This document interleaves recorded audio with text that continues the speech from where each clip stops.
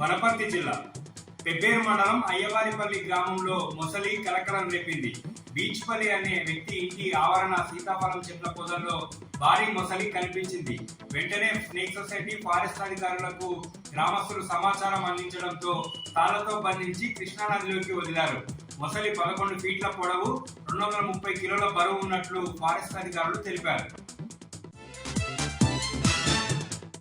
వనపర్తి జిల్లా శ్రీరంగాపూర్ మండలం వెంకటాపూర్ గ్రామ సభలో కాంగ్రెస్ ప్రభుత్వం చేస్తున్న మోసాలపై అధికారులను గ్రామ ప్రజలు నిలదీశారు.